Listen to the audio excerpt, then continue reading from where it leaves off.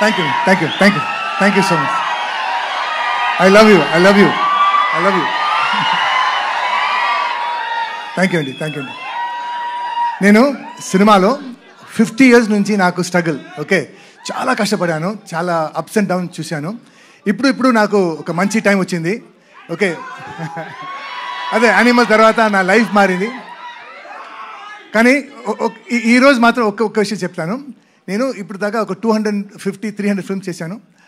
ఎన్నో variety of characters చేశాను, variety of roles చేశాను. కానీ నా లైఫ్లో the best and the most difficult role అంటే ఈ సినిమాలండి.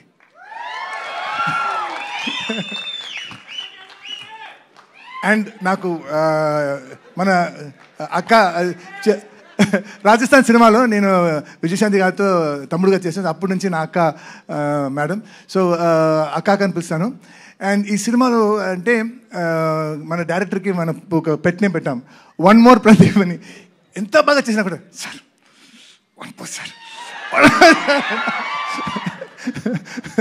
ఇది నాకు మాత్రం కాదు, బాబుకి అక్కకి వన్ మోర్. సో ఈ సినిమాలో అందరూ పర్ఫెక్షనిస్ట్. స్టార్టింగ్ మన డైరెక్టర్ కళ్యాణ్ బాబు గారు, అక్క, producers, they are all perfectionist. So బాగా రాలేదంటే they will not accept.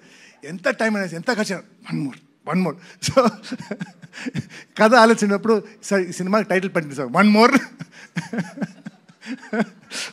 So ఈ ఫైర్, ఈ కసి, ఈ ప్రేమ టీజర్లో స్టార్ట్ అయింది.